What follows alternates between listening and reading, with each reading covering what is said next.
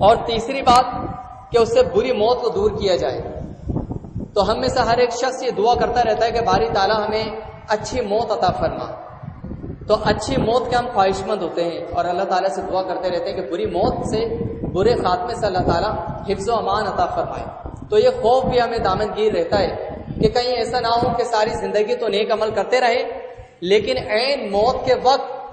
برے عمل کرتے ہوئے ہماری جان نکلے اور شامت اعمال کے سبب کوئی ایسی برائی ہم نے کی ہو کہ اللہ تعالیٰ اس کو سخت ناپسند کرے اور عین موت سے پہلے انسان برے عمل کی طرف لگ جائے اور اس کا خاتمہ برائی کے ساتھ ہو۔ تو یہ تین باتیں آقا علیہ الصلوۃ والسلام نے ارشاد فرمائی کہ جو یہ شخص یہ چاہتا ہے کہ اس کی عمر میں برکت عطا کر دی جائے، اور دوسری بات اس کے رزق میں وسعت پیدا کر دی جائے، اور تیسری بات بری موت سے اس کو دور رکھا جائے، تو اس کو کیا کرنا چاہیے؟ اس کو رشتوں کو جوڑنا چاہیے، اسے آپس میں صلہ رحمی کرنی چاہیے۔ تو یہ عمل آقا علیہ الصلوۃ والسلام نے انتہائی آسان سے ارشاد فرمایا، جو بظاہر بہت آسان ہے لیکن اس میں انسان کا نفس آڑے آ جاتا ہے۔ بعض اوقات انسان کا نفس اس کے آڑے آ جاتا ہے کہ چھوٹے بھائی نے مجھ سے زبان درازی کی تھی، چھوٹے بھائی نے میرے سے بدتمیزی کی تھی، تو اب تو میں اس وقت تک اس سے بات نہیں کروں گا جب تک کہ وہ مجھ سے آ کے معافی نہ مانگے۔ چھوٹی بہن نے میرے سے زبان درازی کی تھی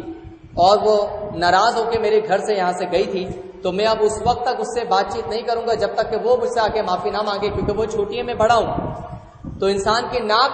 اس کا نفس یہاں پر آڑے آ جاتا ہے اور رشتوں کو قائم رکھنے میں وہ بندہ پس و پیش کا شکار ہو جاتا ہے، وہ پیچھے ہٹ جاتا ہے کہ میں اس سے رشتہ خود سے قائم نہیں رکھوں گا، بلکہ وہ شخص اگر پہل کرے گا تو پھر میں پہل کروں گا۔ تو اگر وہ شخص ان تین باتوں کا خواہش مند ہے کہ اس کی عمر بڑھا دی جائے، اس کے رزق میں برکت دی جائے، بری موت کو اس سے دور کر دیا جائے، تو پھر آپ اس شخص کو خود آگے بڑھ کر رشتے میں پہل کرنی چاہیے، خود آگے بڑھ کر بات چیت میں پہل کرنی چاہیے۔ اگر وہ شخص جو کہ دوسرا اس کا بھائی ہے، اس کی بہن ہے، غلطی اسی کی تھی،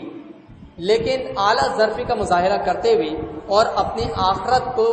اس کی بہتری چاہتے ہوئے اپنی آخرت کو سیکیور کرنے کے لیے اس شخص پر یہ لازم ہے پھر یہ آگے بڑھ کر اس شخص کے ساتھ اپنے صلہ رحمی کا معاملہ کرے، اس شخص کے ساتھ اچھے معاملات کو دوبارہ سے سوار کرنے کی وہ شخص کوشش کرے۔ اسی طریقے سے یہ حدیث بھی پیش نظر ہے کہ قطع رحمی کرنے والا دوزخ میں جائے گا، یعنی جنت سے محروم ہو جائے گا۔